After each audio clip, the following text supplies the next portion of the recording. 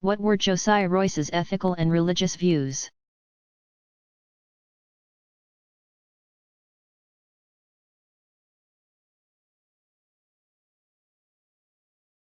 The primary virtue according to Royce was loyalty to loyalty. While some people are loyal to bad causes, only good causes could support the loyalty to themselves that constituted loyalty to loyalty. In Royce's interpretation of Christianity, the Church, sin, and atonement were united by God as Spirit. Royce's idea of the role of God as Spirit, in community, was perceived as addressing a neglected aspect of the doctrine of the Trinity. Christian religious history, in emphasizing God and Jesus, had often minimized the Holy Spirit. Although it should be noted that his emphasis on community is similar to Martin Buber's 1878 to 1965 description of how Judaism differs from Christianity.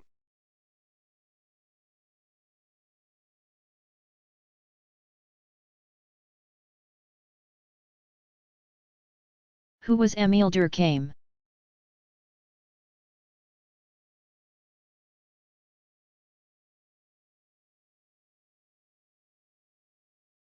Émile Durkheim, 1858 to 1917, taught at the universities in Bordeaux and Paris, and is credited with having founded the academic field of sociology in France. His goal was to develop sociology as a positive science with its own subject matter. His major contribution in this regard was an insistence that society could not be reduced to the nature and behavior of the human individuals that constituted it. His principal works were The Division of Labor in Society, 1893, The Rules of Sociological Method, 1895, Suicide, 1897, and The Elementary Forms of Religious Life, 1912.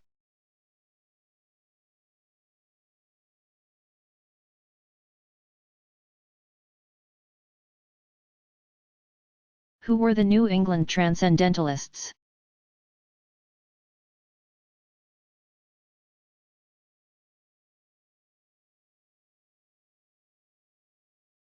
They are considered to be the American counterparts to European Romantics, who valued emotion as much or more than reason and stressed the importance of individual and private yearnings. The distinctively American form of Romanticism, as seen in the novels of Herman Melville, 1819 to 1891. The prose of Ralph Waldo Emerson, 1803 to 1882, the poetry of Walt Whitman, 1819 to 1892, and the essays of Henry David Thoreau, 1817 to 1862, emphasized the condition of the solitary and courageous private person in nature. As well, there were distinctly philosophical transcendentalists, such as Amos Bronson Alcott, 1799 to 1888.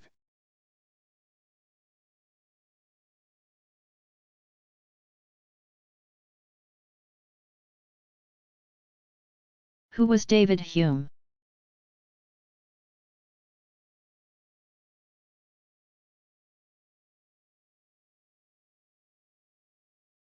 David Hume, 1711 to 1776, was the first philosopher in the Western tradition to construct a system of thought that had no intellectual reliance on God. His atheism was not merely a matter of personal belief, but was based on an application of skepticism to claims that the existence of God could be known by reason.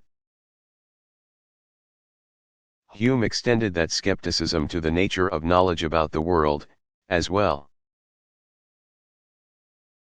and showed how limited our knowledge of both cause and effect, and the future, really is. He was the first, thoroughly modern, naturalistic philosopher.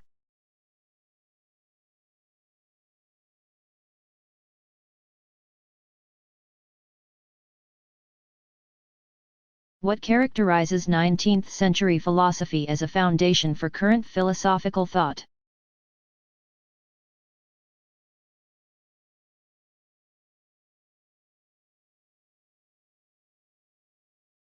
Philosophy became fully modern in the 19th century in the sense that 19th century philosophical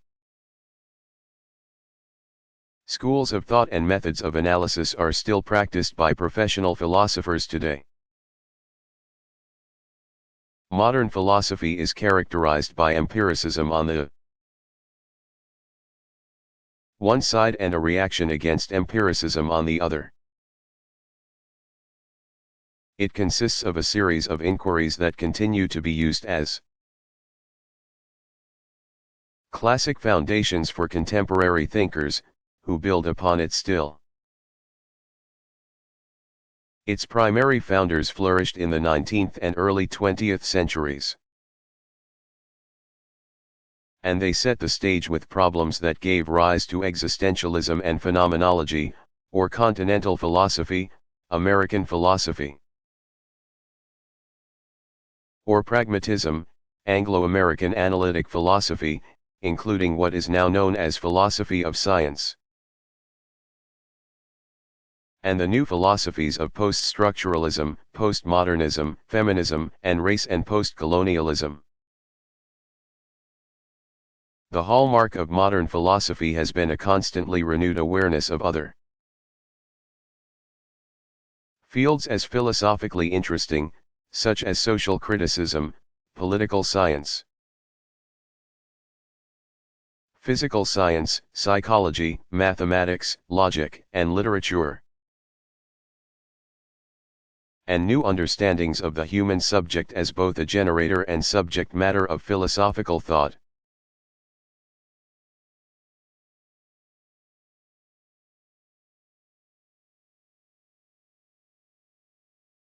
Did Plato change his philosophical theory of forms?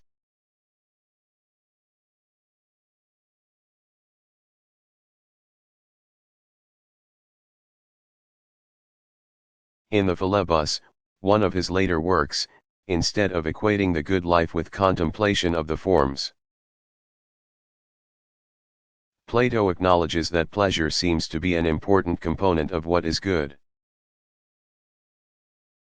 He then explains how goodness consists of proportion, beauty, and truth,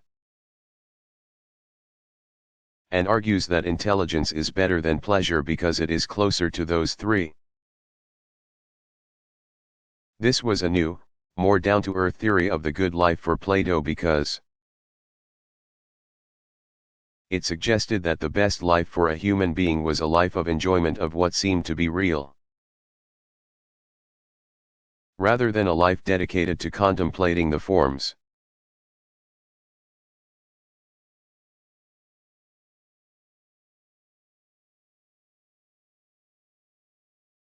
What was the importance of Jewish philosophy in medieval thought?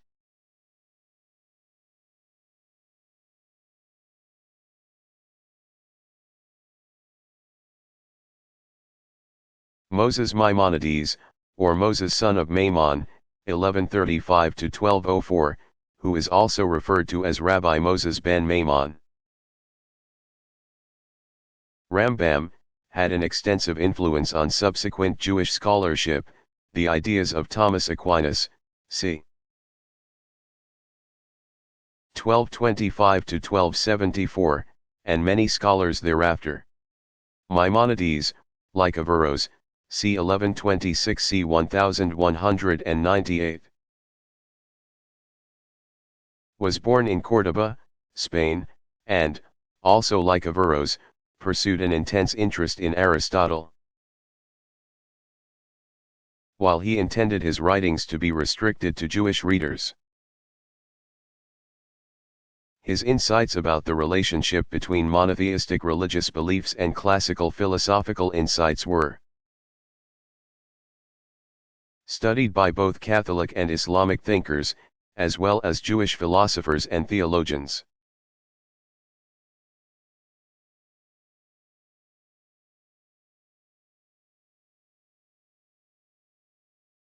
Did all 19th century thinkers believe in progress?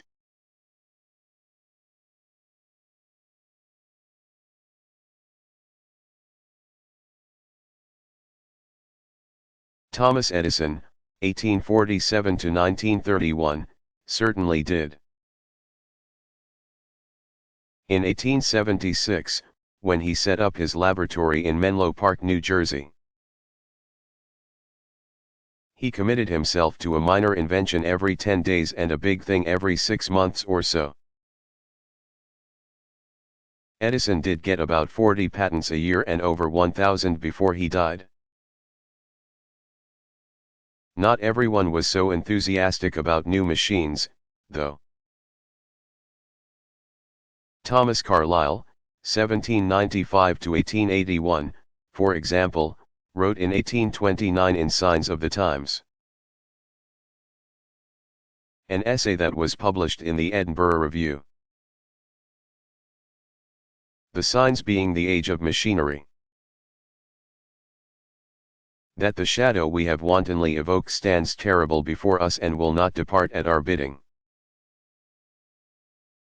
Henry David Thoreau, 1817 to 1862, wrote in Walden, 1854. We do not ride upon the railroad, it rides upon us. Still, many did share Edison's optimism, and it was the popular national view. Timothy Walker, a lawyer from Ohio, wrote in the North American Review in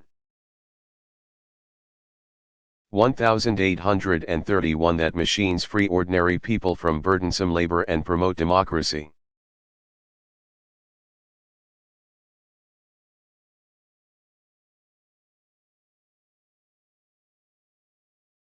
How did Pyrrhonic skepticism affect early modern natural philosophy?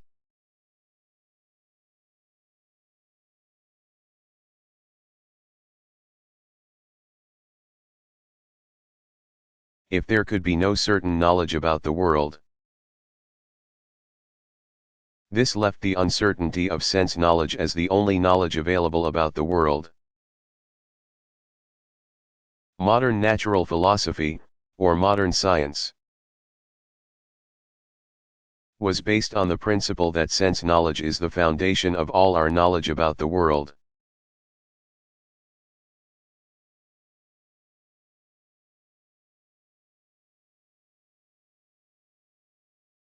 What was Immanuel Kant's moral system?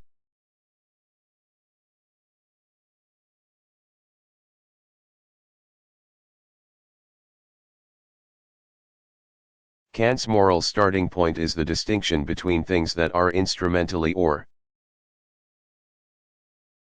hypothetically good because they have good consequences, and things that are good in and of themselves. The only thing that is good in itself is a goodwill or benevolence, without which every other gift of fortune can be just cause for resentment. Morality is for rational beings, and rational beings require principles of action. In the community of rational beings, or the kingdom of ends, actions are good if they are autonomous, which is to say freely chosen. According to Kant, a rational being is autonomous or self-ruling. The rules that a rational being uses to regulate himself are absolute, what Kant called categorical. Such rules are imperatives and are followed for their own sake. Hypothetical rules, by contrast, are followed in order to make something else happen. For example, do not harm innocent people would be a categorical. Rule and eat your vegetables would be a hypothetical rule.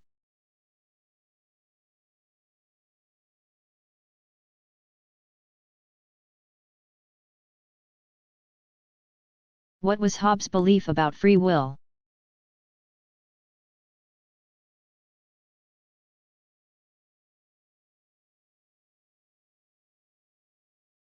In his The Questions Concerning Liberty, Necessity, and Chance. 1656, Hobbes called his position on free will necessitarianism. He said there was nothing in the human mind to which the word will refers. In other words, there was no will. But there is desire.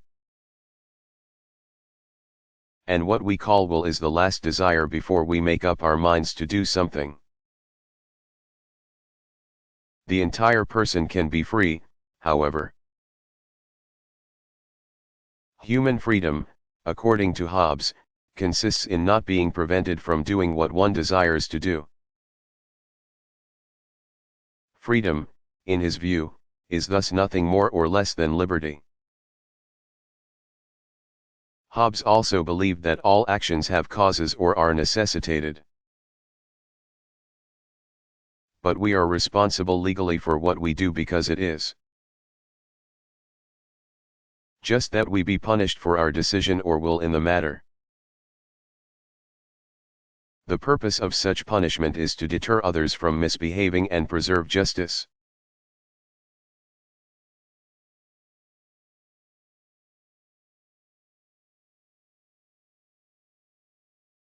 What did philosophers after Parmenides assert about the nature of appearance?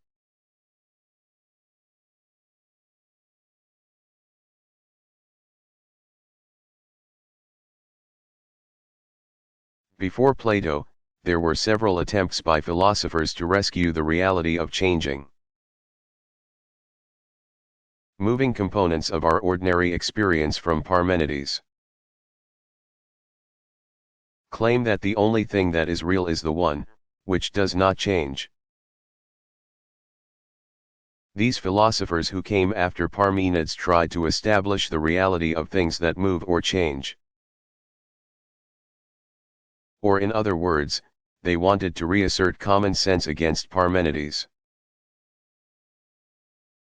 mysterious claim that the world we think is real is not real, because it is not the one.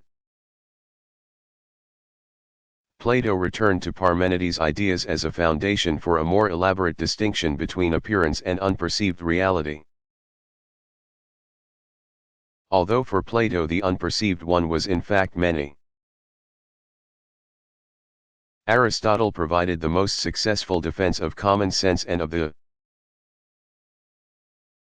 reality of appearance by insisting that the world of appearance was real.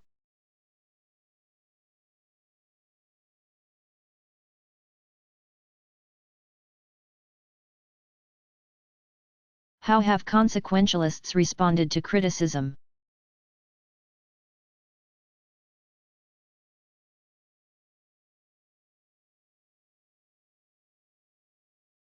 Some consequentialists, such as philosophy professor and author Kai Nielsen, 1926, have simply bitten the bullet and asserted that whatever saves the most lives is good. Nielsen is famous for his 1972 article in Ethics, in defense of utilitarianism, which provides the example of a fat man wedged in a cave, the waters are rising and his companions are trapped behind him. Nielsen asserts that if the fat man were humanely dispatched by an exploding stick of dynamite conveniently on the scene, there is no violation of morality. Consequentialists have responded to the criticism of being unjust by claiming that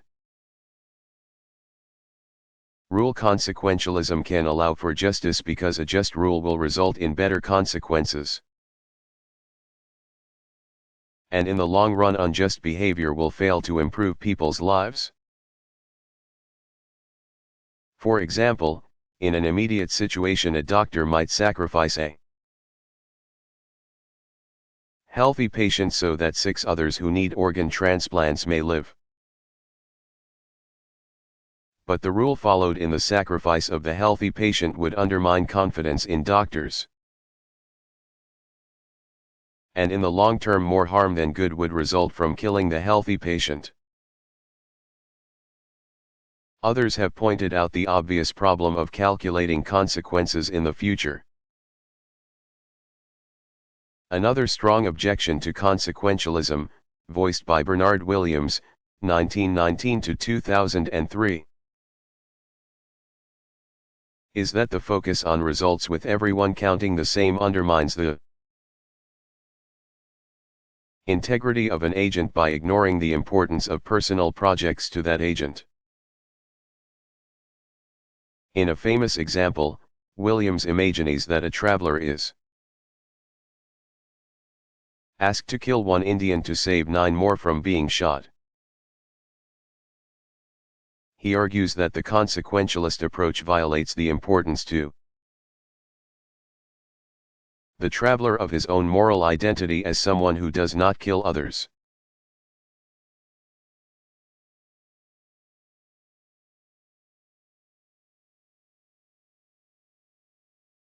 Did John Rawls believe in complete equality?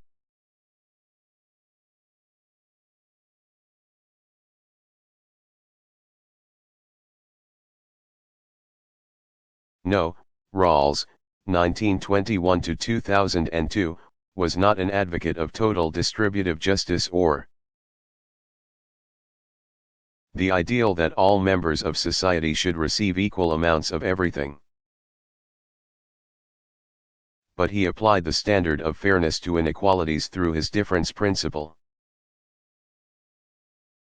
Inequalities must be of the greatest benefit to the least advantaged members of society.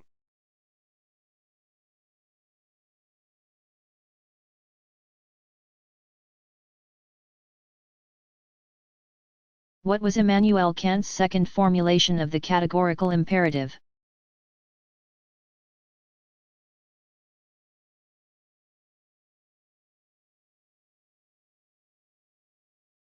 According to Kant, all rational beings are intrinsically valuable.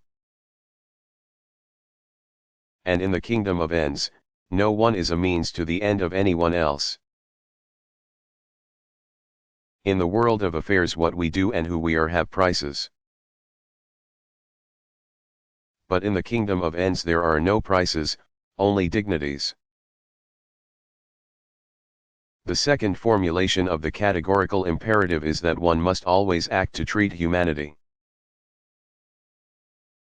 either as another person or oneself, as an end and never as a means. In other words, don't use people.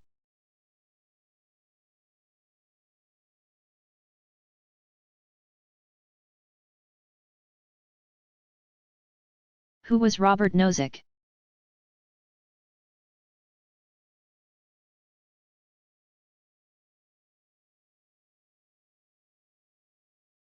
Robert Nozick, 1938 to 2002, is considered important for his idea of minimal government. He was educated at Columbia, Princeton, and Oxford universities and became a philosophy professor at Pellegrino University and Harvard. His most influential work was Anarchy, State, and Utopia, 1974, which was written in response to John Rawls, 1921 to 2002, A Theory of Justice, 1971. Additional books by Nozick include Socratic Puzzles, 1997. The Nature of Rationality, 1993, and The Examined Life, 1989.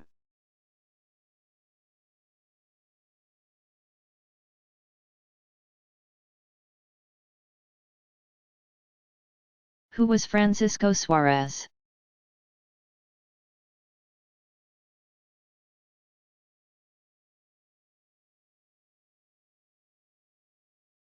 Francisco Suarez, also called Dr. Eximius, 1548 to 1617, was a Spanish Jesuit theological philosopher. He taught mainly in Spain and Italy, at Salamanca, Rome, and Coimbra.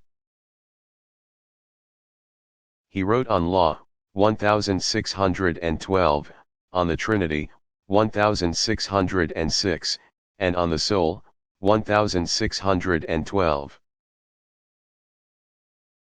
His best-known work was his 54 arguments, or treatises, known as Metaphysical Disputations. 1597, which were believed to have influenced Descartes, Leibniz, and Grotius in the 17th century, and Schopenhauer in the 19th. Suarez treated metaphysics in the first extended systematic way in the European tradition after Aristotle, which was not an Aristotelian commentary.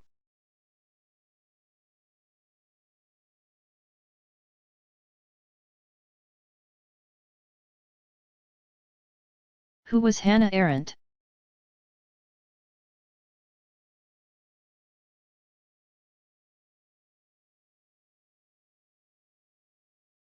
Hannah Arendt, 1906 to 1975, was a German-American social and political philosopher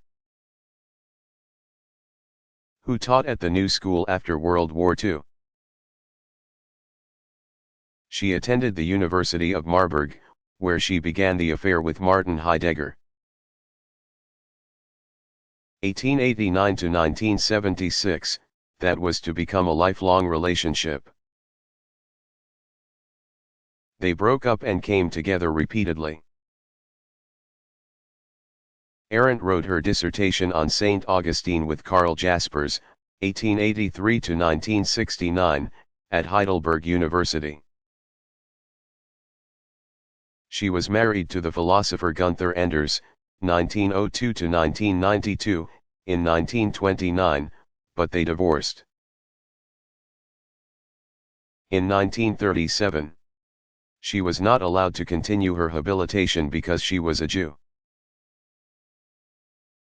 After beginning an investigation on anti-Semitism, she was questioned by the Gestapo. She then went to France, and worked with Walter Benjamin, 1892 to 1940, in helping Jewish refugees.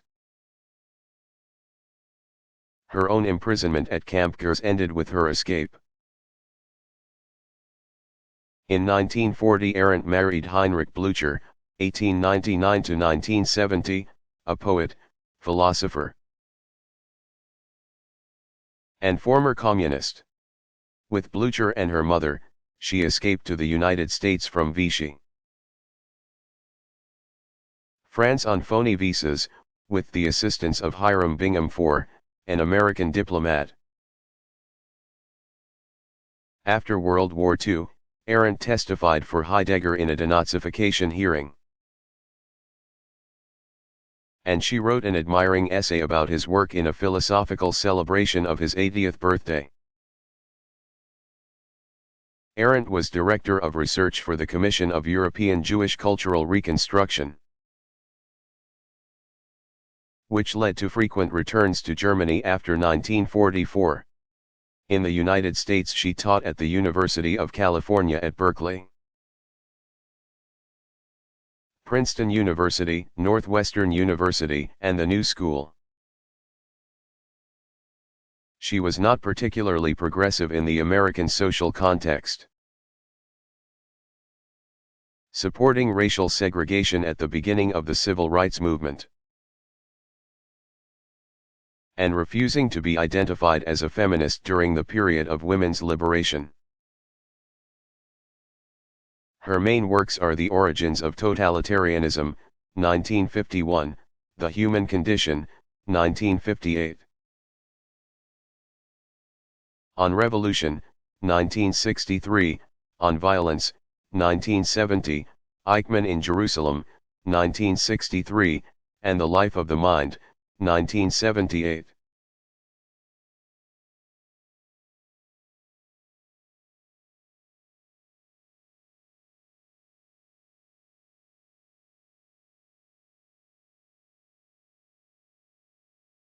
How was Vico's thought opposed to the Enlightenment?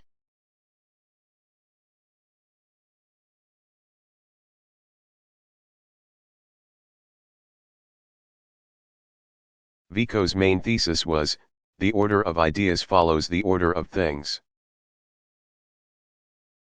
The Enlightenment thesis, by contrast, was, the order of things follows the order of ideas.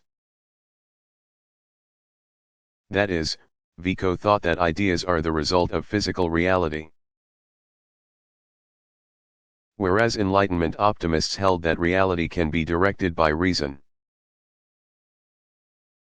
Also, Vico believed in a cyclical progression of human events. Whereas an overarching faith of the Enlightenment was in the existence of progress, which meant real change.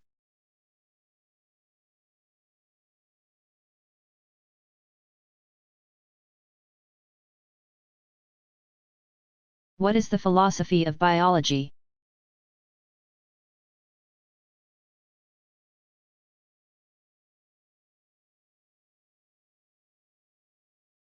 Strictly speaking, philosophy of biology is not new because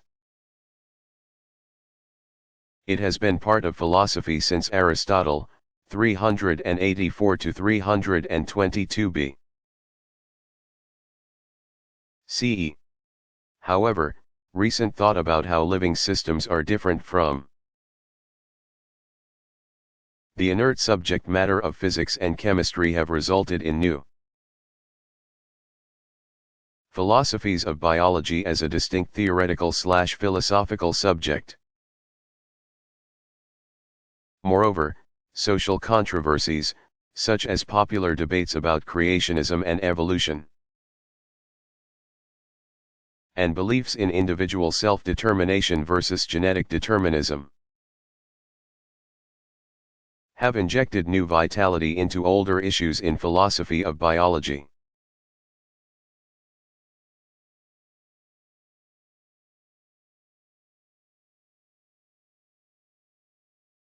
What was Immanuel Kant's notion of synthetic a priori knowledge?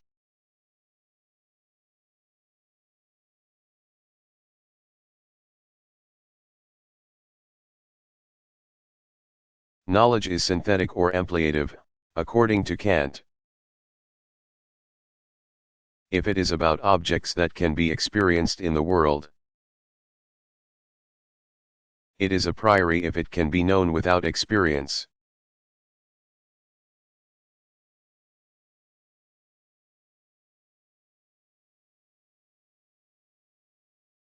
What was Robert Nozick's response to John Rawls?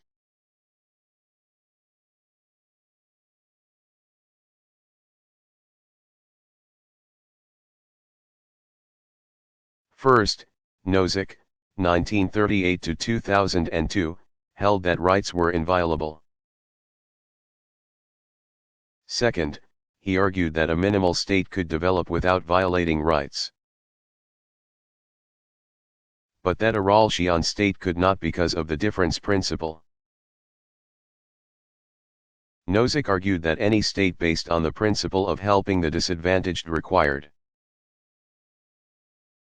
the violation of property rights where property had been acquired through free exchange.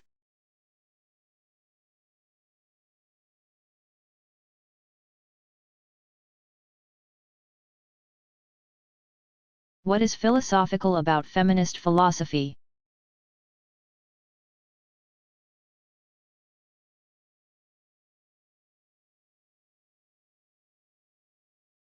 Unlike women's studies, which is focused on the factual and historical aspects of women's lives, feminist philosophy rethinks much of social philosophy and ethics from the perspective of women and the interests of women. Some feminist philosophers have created new philosophical subject matter, whereas others have revisited traditional philosophical approaches that were created by male philosophers. For example, political philosophers have often assumed that the basic political unit is a male head of household. thereby neglecting both female workers and the kind of unpaid work performed by women in traditional families. Feminist philosophers seek revisions and expansions of such assumptions so as to include women.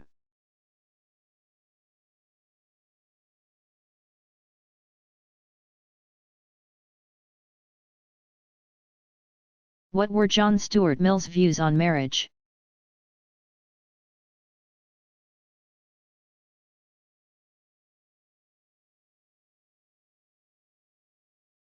Mill concluded that human virtue flourishes best in friendships between equals, and that was his ideal for marriage. By a real enrichment of the two natures, each acquiring the tastes and capacities of the other. As a utilitarian, Mill justified this ideal of friendship between equals for marriage by claiming that it would allow half of the human population to make contributions to civilized life, which had not yet been made. He also believed that women had already demonstrated distinctive moral strengths and altruistic impulses, so that their participation in civic life and the professions would advance civilized values in general.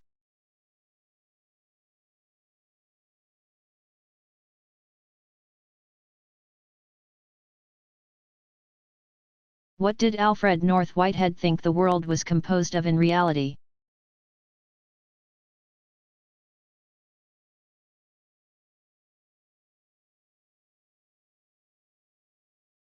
According to Whitehead, the most primitive real unit is an actual occasion,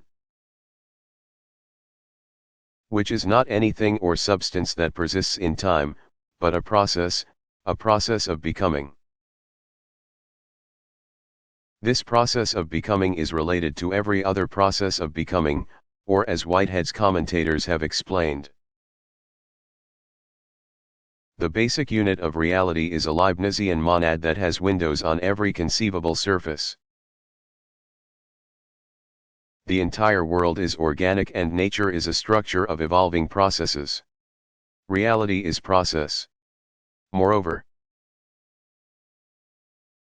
Whitehead believed that his ontology, unlike the scientific ontology of inert objects, allowed for the existence of an evolving God.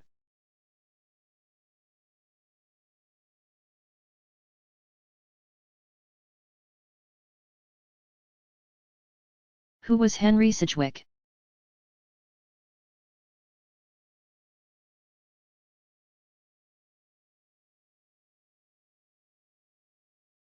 Henry Sidgwick, 1838 to 1900, was not so much an intuitionist as the first modern moral theorist who used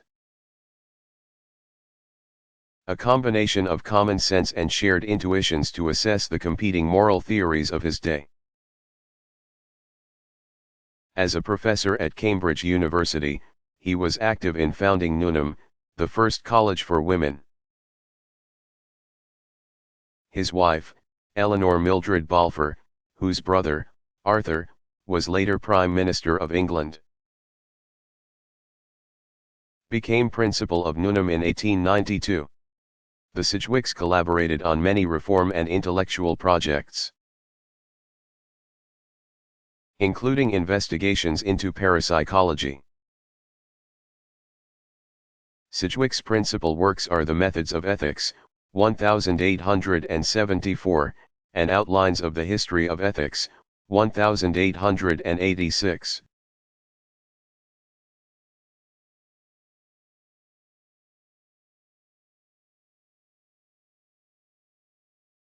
Was Michel Foucault an existentialist?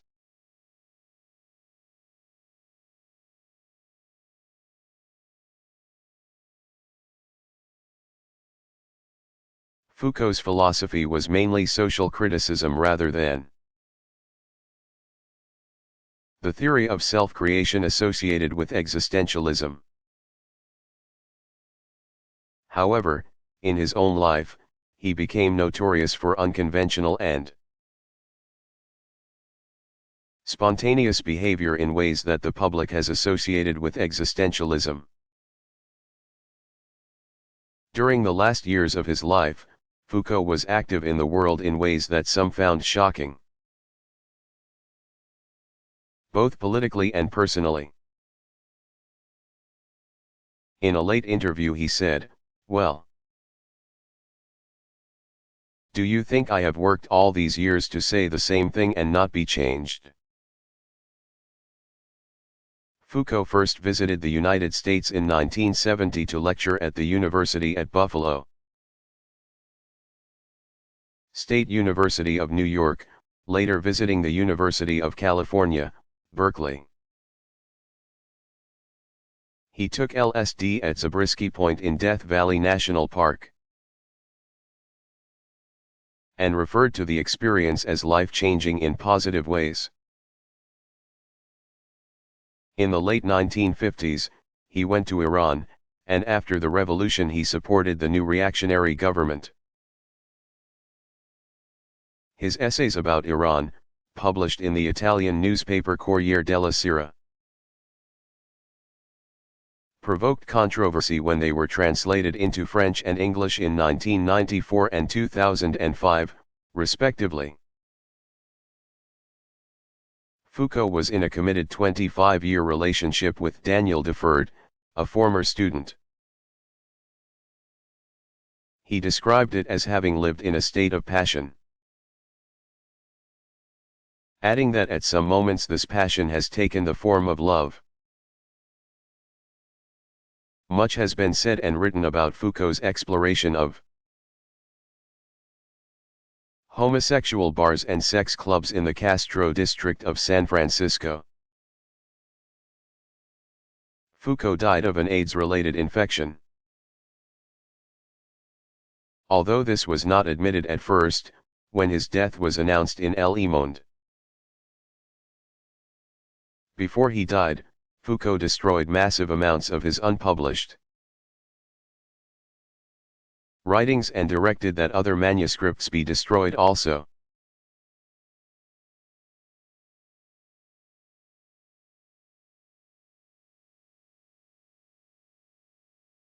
What is Pierre-Simon Laplace's theory of probability?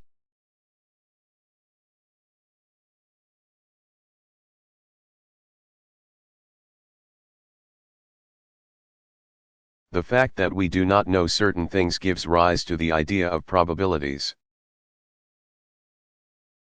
Because we view the world as determined in assuming that every event has a cause. The probability of an event depends on a combination of what we do know and what we do not know. Laplace's theory of probability was that if there is no reason to believe that one of a number of events n will occur, then the probability of each happening is 1/n. For example, the probability that any day of the week chosen at random will be either a Tuesday or a Thursday is 2/7.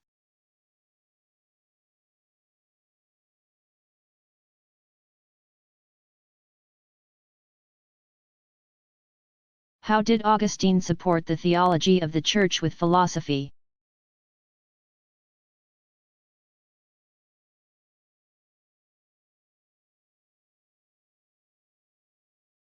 St. Augustine, 354–430, tried to justify the whole of human knowledge, even though he also allowed for error. All knowledge, according to Augustine, resided within the soul as a substance endowed with reason and fitted to rule a body. While the soul can act on the body cannot act on the soul. God is always present to the soul, whether the soul is aware of his light or turns away from it. These views of Augustine established the superiority of religion to philosophy and also embedded God in the same human faculty associated with non-religious understanding to the elevation of religious understanding. Augustine's greatest work was The City of God, in which he separated the temporal state Government on earth, from the religious realm of the afterlife. The temporal state was to have a secondary role in ensuring peace, order, safety, and physical well-being for its citizens. The heavenly city, by contrast, requires living according to God's rules. Although the temporal and heavenly cities may at times overlap, only God's city is eternal.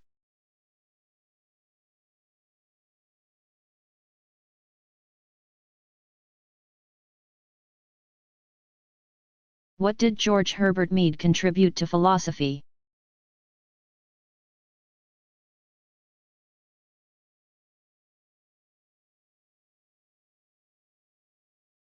Mead was a philosopher of emergence, in his studies of Darwinian evolution. He proposed that new forms of life change the nature of the past. Because after a new form exists, what preceded and led to it needs to be reinterpreted. Mead did not publish while he lived. Although his works were prepared by his students to appear posthumously as Mind, Self, and Society, 1934.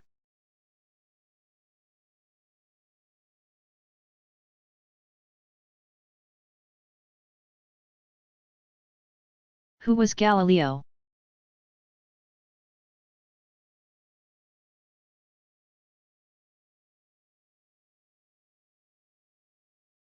Galileo Galilei, 1564–1642, was an Italian natural philosopher, physicist, and astronomer.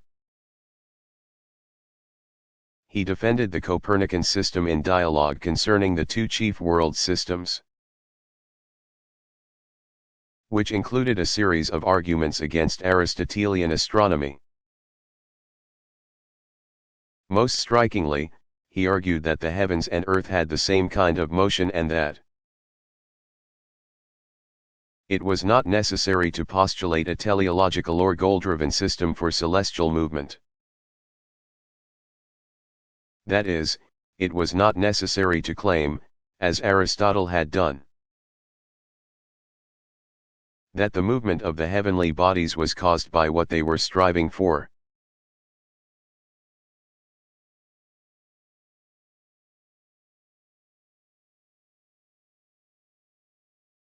What happened to Locke during his life and what were some of his important publications?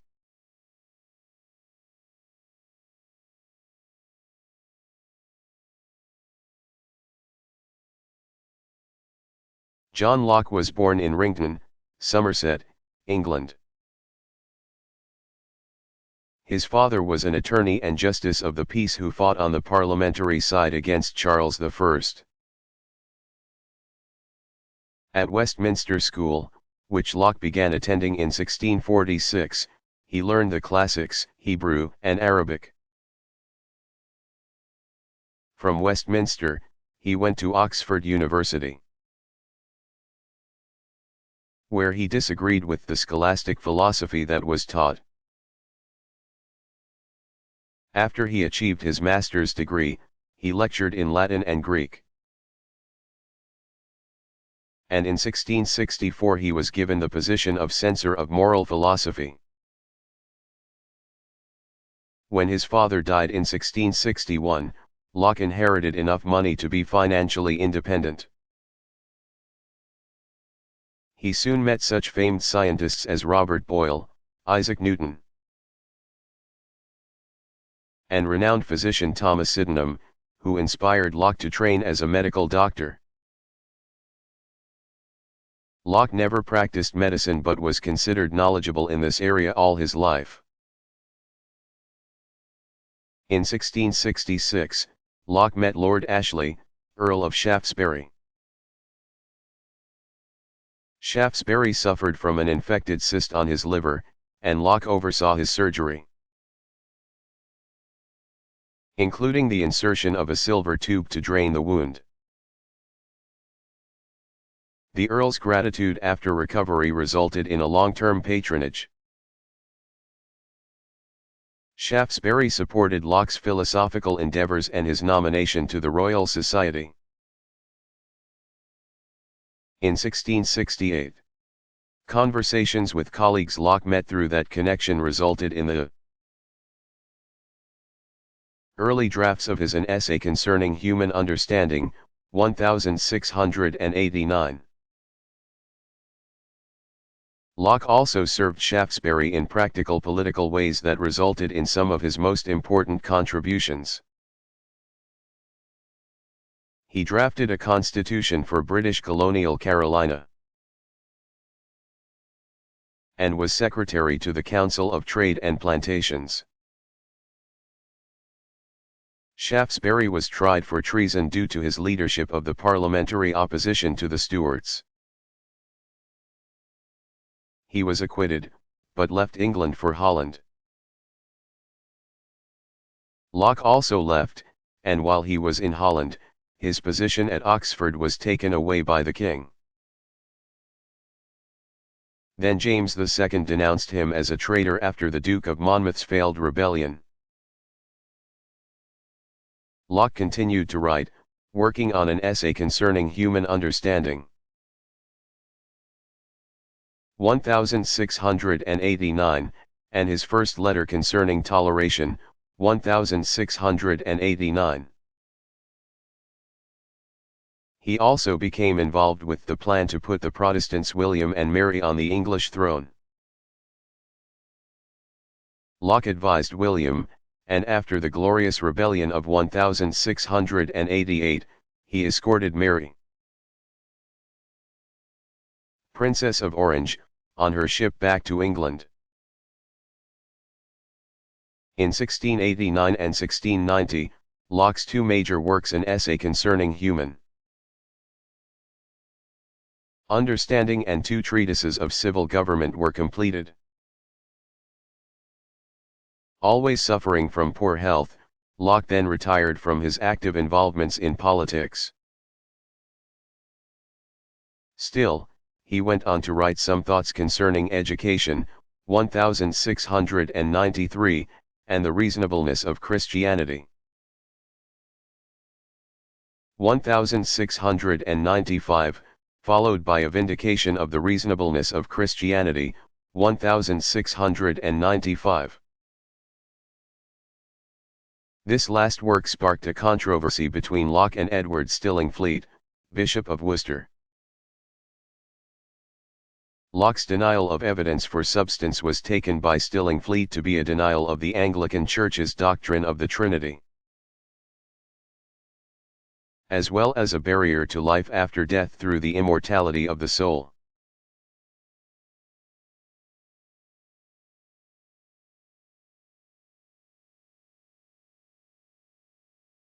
What is Epicureanism?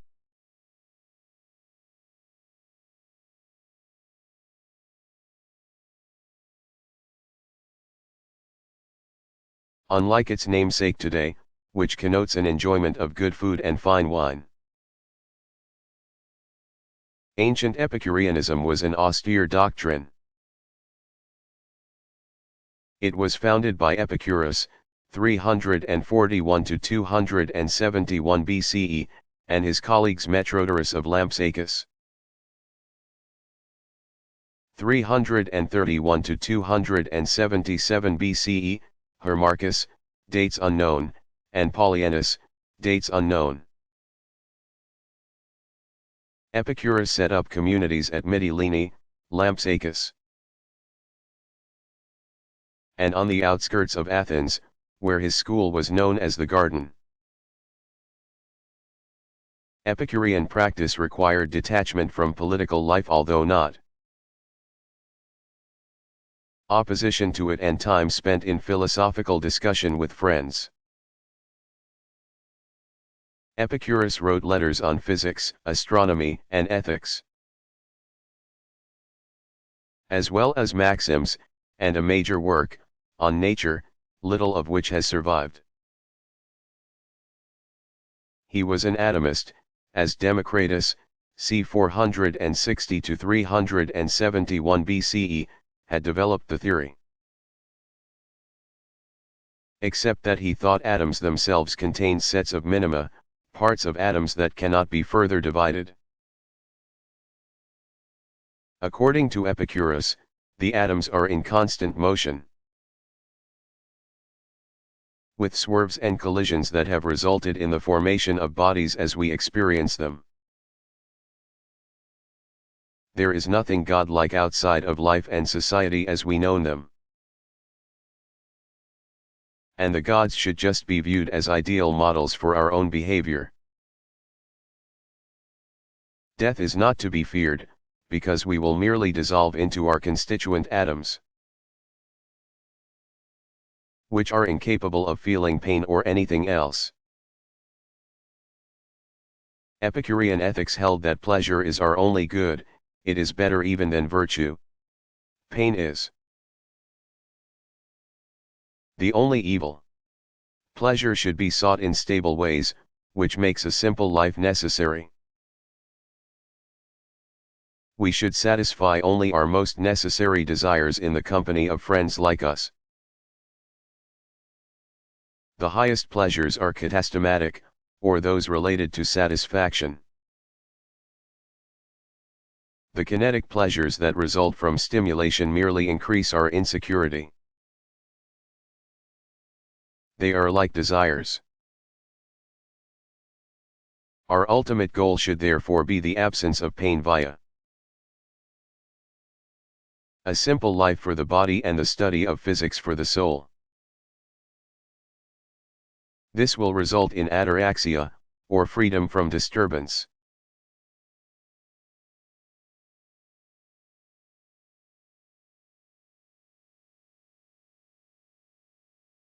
Why was Pythagoras important?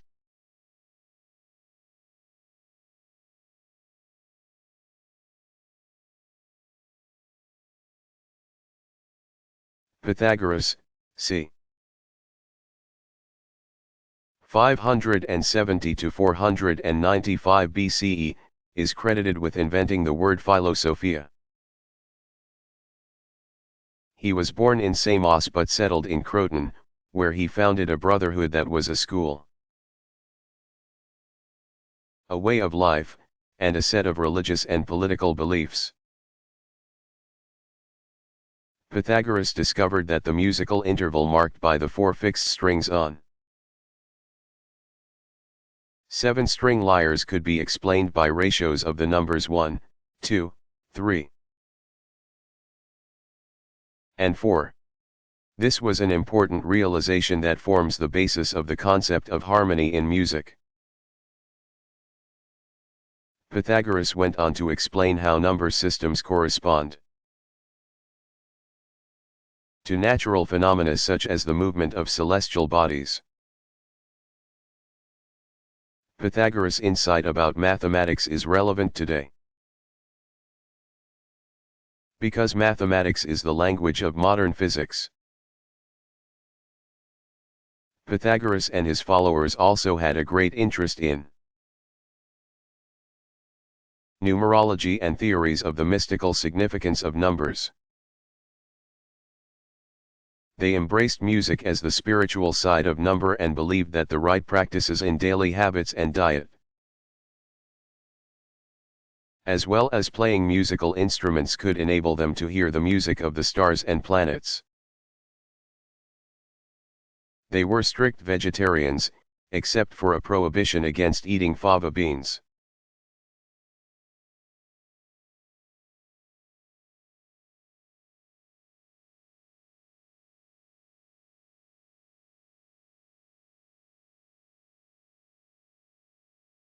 When discussing religious belief, which did Montaigne consider to be more important, reason or faith?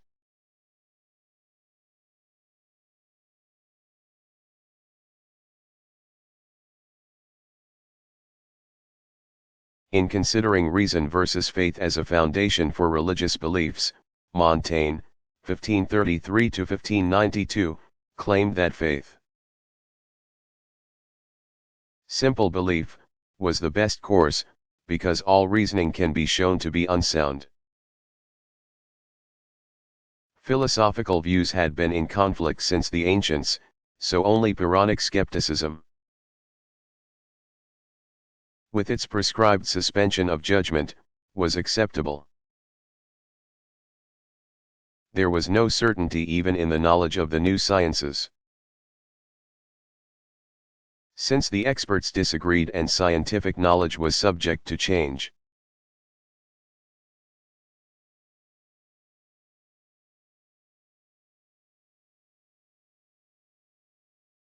What was in Saint Isidore's encyclopedia?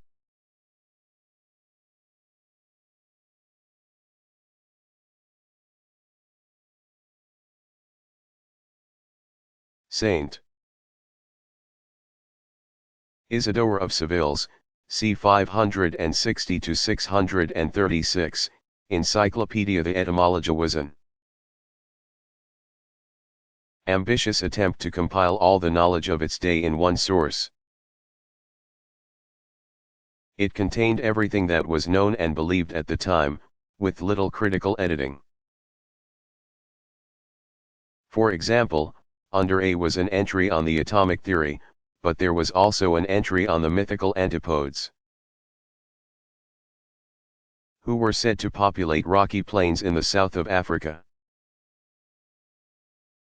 Isidore related that their big toes were not on the inside of their feet, but on the outside, which afforded them greater agility in navigating their rocky terrain.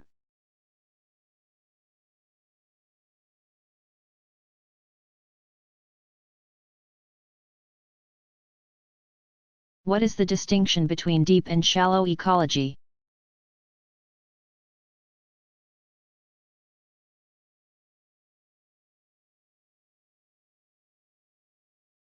According to Arnnes, 1912, shallow ecology is concern of affluent Westerners for their own clean air and water, abundant resources, and beautiful scenery. Deep ecology, by contrast, is based on biospheric egalitarianism, or the inherent value to all natural beings of their own existence, shared equally by them all. Nice envisioned the world as a total field or biospherical net in which individual organisms are related to the whole of their environments. As individuals, human beings, for example, are mere knots in the net and ought to forego some of their preoccupation with their own individual existence and selfish interests.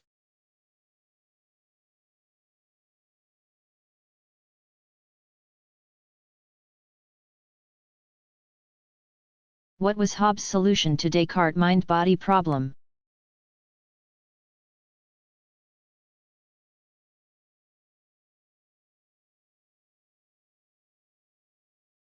Hobbes could not make sense of René Descartes' 1596-1650 idea of a thinking substance.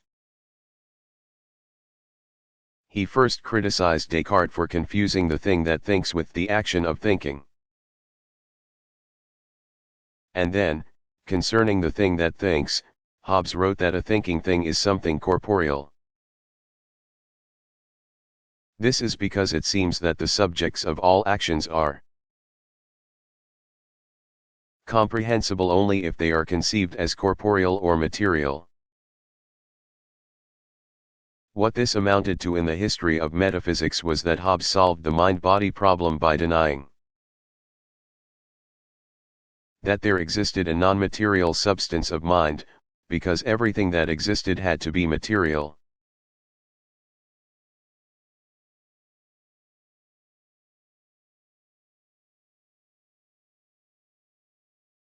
What kinds of jobs do philosophers have?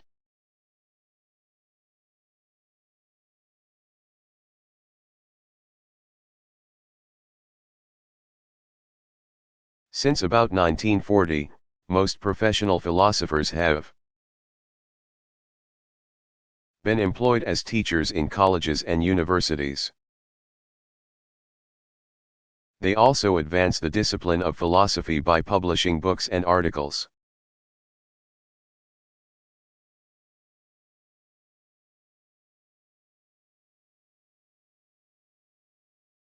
What are some of the major philosophical arguments made in Meditations?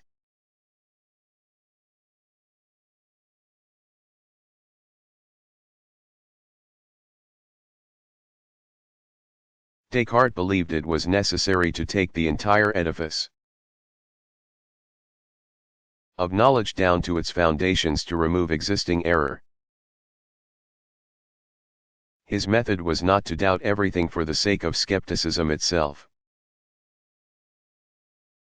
but to doubt everything that could be doubted, so that one would be left only with what was certain. He began with the usual arguments about the errors of the senses. For instance, the observation that far-away objects look smaller than they are. He then questioned whether he could be sure that there was a world outside of his mind and noted that the insanity of that line of questioning was not unusual if one takes into account the fact that every night, during sleep, there are bizarre distortions in dreams. This raises the question of what exactly is the difference between being awake and being asleep. Descartes notes that there is nothing in the quality of either experience that guarantees which state one is in. Descartes' project of doubt next addresses mathematical and logical thinking. Descartes said that our confidence in these processes depends on our confidence that there is a benevolent God who guarantees that what seems self-evident to us really is true, and who guarantees the accuracy of the memory of those past thought processes that are necessary to proceed to a conclusion in a chain of reasoning. So now Descartes has raised doubt to the level of doubting the existence of a good and powerful God,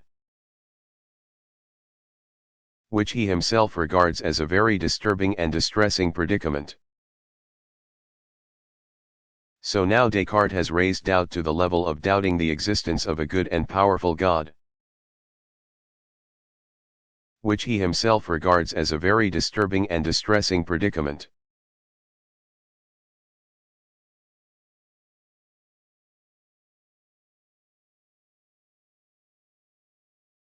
How did Michel Foucault's philosophy develop?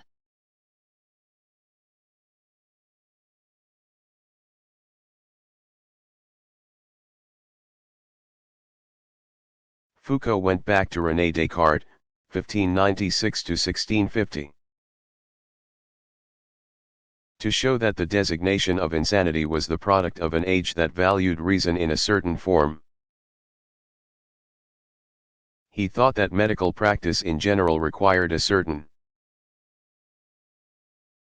kind of seeing before specific pathologies could be detected. In The Order of Things, 1966, he argued that part of the development of economics, science, and linguistics in the 18th and 19th centuries entailed the invention of the idea of man as a universal subject. Man, the universal subject, was supposed to be always the same and always rational. In The Archaeology of Knowledge, 1969, Foucault showed how the sciences themselves are constituted by discourses, or background ways of forming and transmitting knowledge, without prior standards that make scientific knowledge acceptable as knowledge. Scientific discoveries would have no importance. For example, if we hear that scientists have discovered a gene that predisposes people to a certain kind of cancer, we accept this as true, because we accept the authority of science. Discipline and Punish, The Origin of the Prison, 1975. Marks the beginning of Foucault's investigation of power. He argued that institutions such as the prison, the army, the factory, and the school wield power through specific techniques in which oppression can coexist with representative democratic political structures.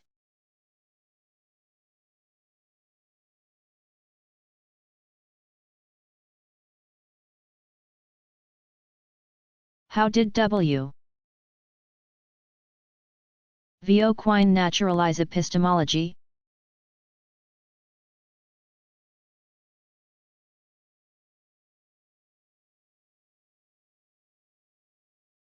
He did not think that knowledge could have a foundation apart from science,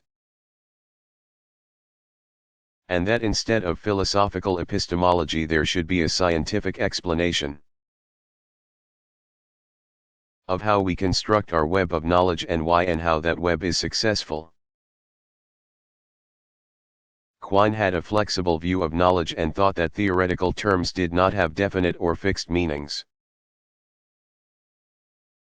that translation was indeterminate, and that it was unclear how words referred to objects.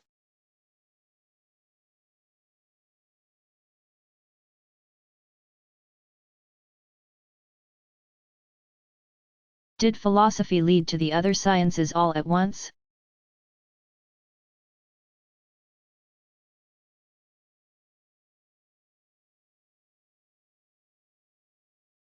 No, until the end of the 17th century, the physical sciences were called natural philosophy. Until the 19th century, there were no social sciences and their work was done in philosophy.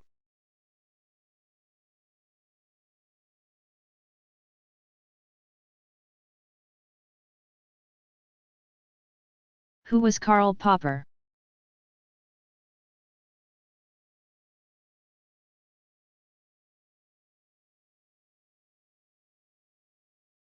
Sir Karl Raymond Popper, 1902 to 1994, is well known for his insistence that it be necessary to be able to say what would make scientific claims false. He was born in Austria and grew up near Ludwig-Wittgenstein. 1889 to 1951, in Vienna, Austria, but not under wealthy circumstances. He had to leave Germany in the late 1930s. And after teaching in New Zealand he was a professor at the London School of Economics. Popper is as famous for his philosophy of science as for his political thought, which he developed in The Open Society and Its Enemies, 1945, 5th revised edition, 1965.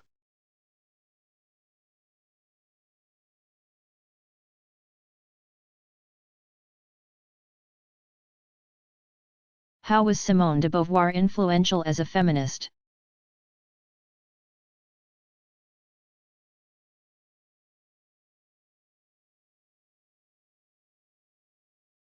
Writing at a time when women did not have a recognized voice in public life, they had only received the right to vote in 1944 in France or opportunities to pursue professions. Beauvoir offered a comprehensive account and analysis of the position of women in Western society with a focus on their life stages. For women, unlike men, biology is destiny, she said. She was not particularly sympathetic to the subordinate condition of women.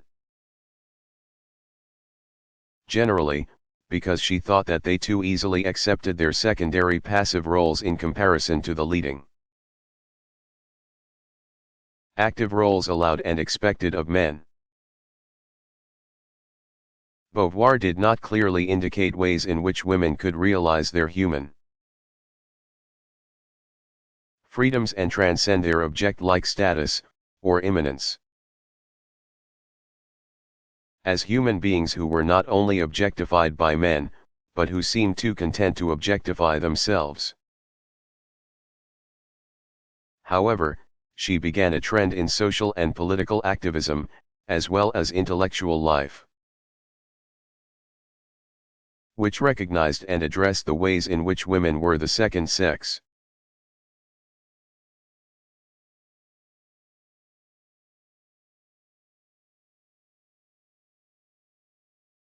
How have second-wave feminists addressed gender?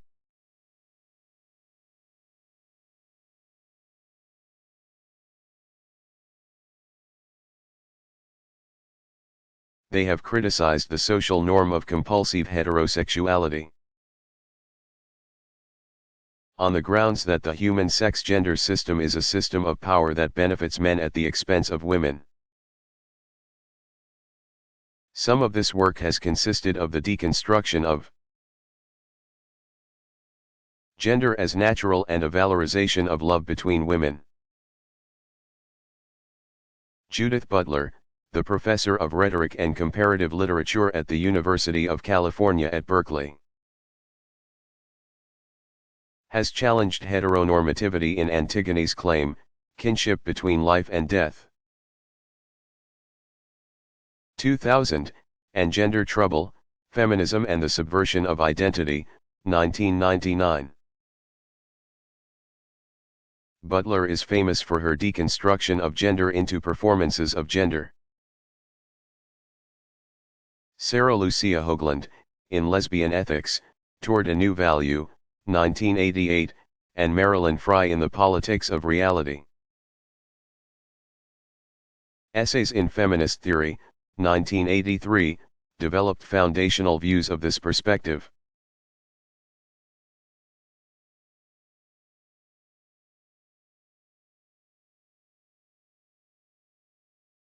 What is Dawsian?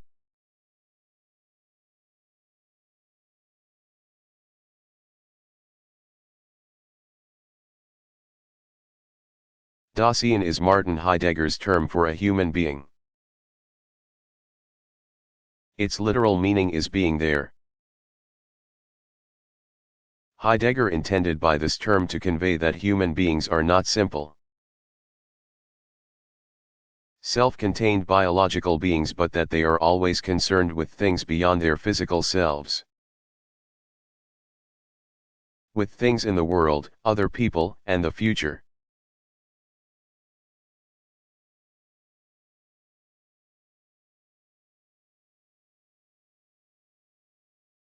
Who was Alexius Meinong?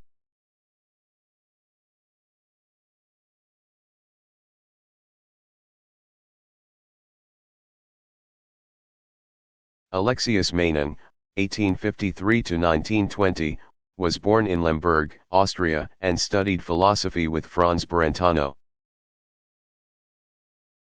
1837–1917, who set him the task of reading David Hume, 1711–1776. This resulted in two early books on Hume, the first on abstraction and the second on relation, which appeared as Hume Study N in 1877 and 1882, respectively. Like Brentano, Meinong is considered an analytical phenomenologist. Unlike those phenomenologists in the so-called continental tradition, he applied the rigors of logic to introspection. He established the Institute of Psychology in Graz, Austria, where he was a professor.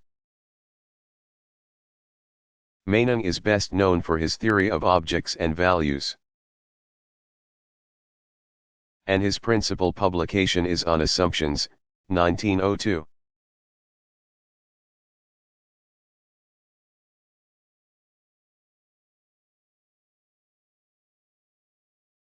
What were Thomas Aquinas' main original ideas?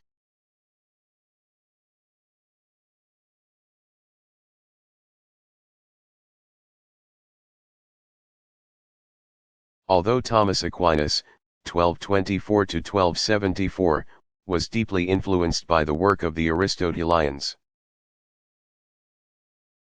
as well as the Stoics, Neoplatonists, and St.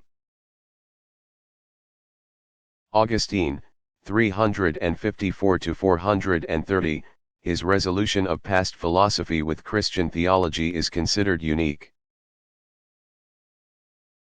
Many of his solutions to standing problems display moderation without intellectual compromise. For instance, his position on universals. Whether or not general terms name general things that exist, is even called moderate realism. Aquinas did not believe that universals exist. But he did posit a foundation outside of the human mind for universals and truths about them. That foundation was the fact that individual things of the same kind, which are referred to by the name of that kind, e.g., specific cats that are called cats, have real similarities and resemblances. Whether or not this solution did more than restate the problem remains an open question. But it definitely impressed many as a new way of thinking about the old problem of universals.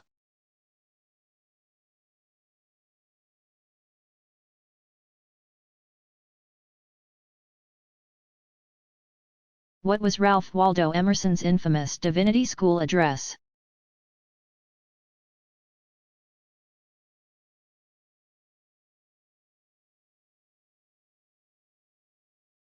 In 1838, Emerson was invited to give the graduation address at Harvard Divinity School.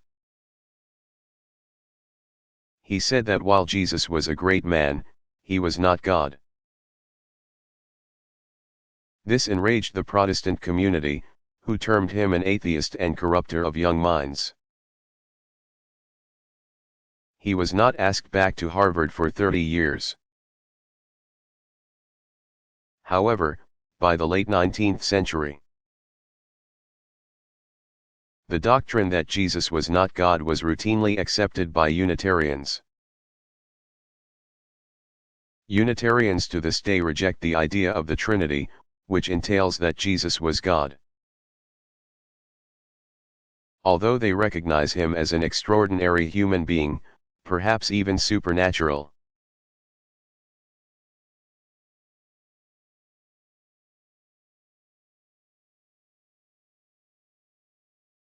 What is the British Association of Science?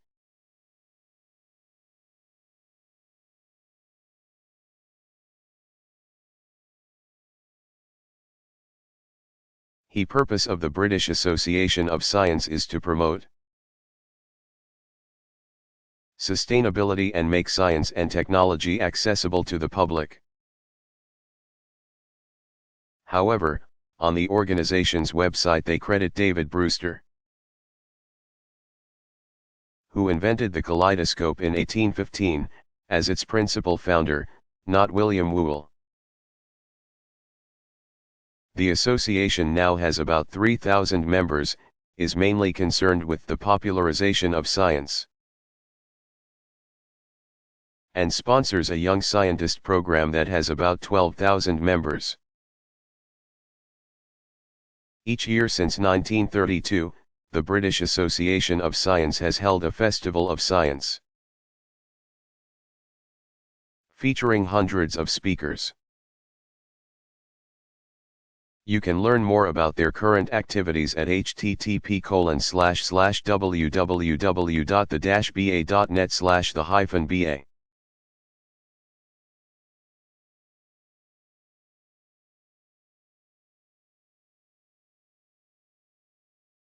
Was Newton an eccentric personality?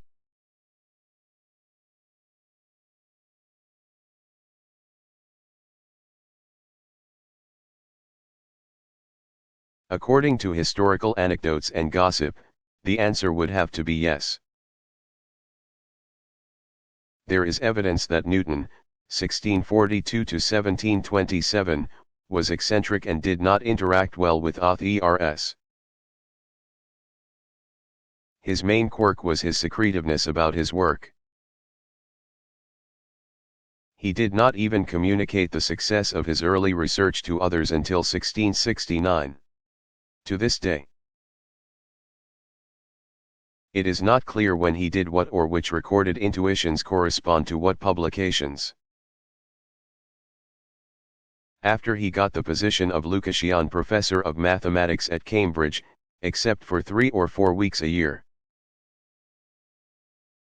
He spent 26 years in Cambridge, lecturing on optics and elementary mathematics. That is, his life was somewhat sheltered. Part of the reason Newton hated to publish was that he did not like the controversy that was always likely to follow.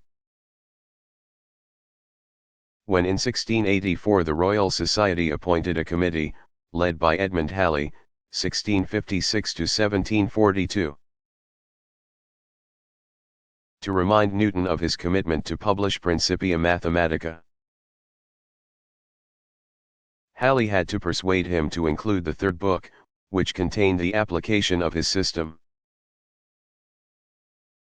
Newton at first wanted to suppress that work because he had heard that Robert Hooke,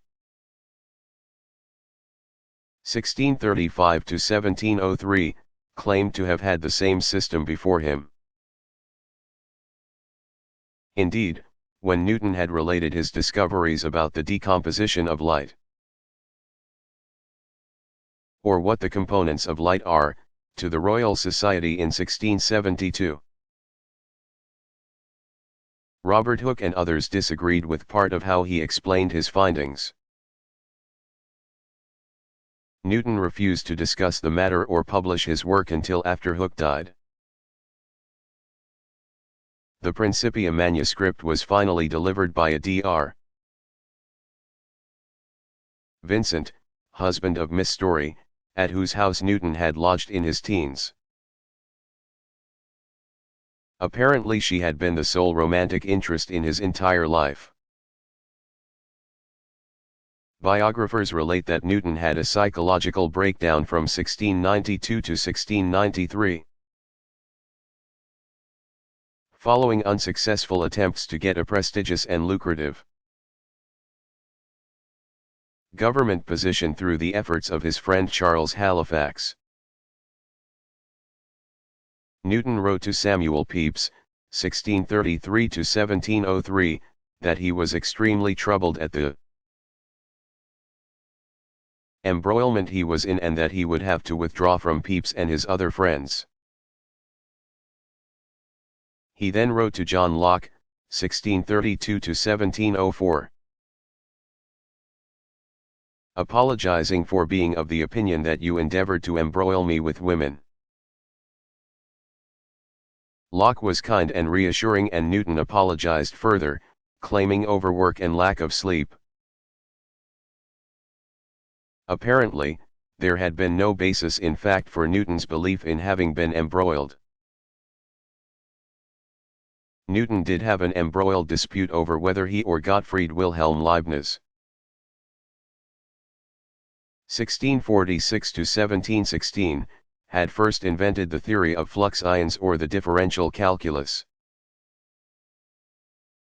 Through his office as president of the Royal Society, Newton exerted influence over the investigation of the matter, which was finally resolved to credit him with the discovery. Although it misrepresented the time sequence of correspondence on the subject between Newton and Leibniz, Newton did no further scientific work after his position as Warden of the Mint. He referred to natural philosophy as a litigious lady and mentioned another pull at the moon. He was apparently preoccupied with occult readings of biblical prophecy and alchemical theories. Although the nature of these endeavors is still unclear because he often wrote in code. Some contemporary scholars now think that these occult studies were Newton's main interest and that the greatness of his scientific achievements was largely the result of hype, after the fact. Newton's reluctance to publish or even continue his studies after he became warden of the Mint might be less a matter of psychological instability than is often assumed.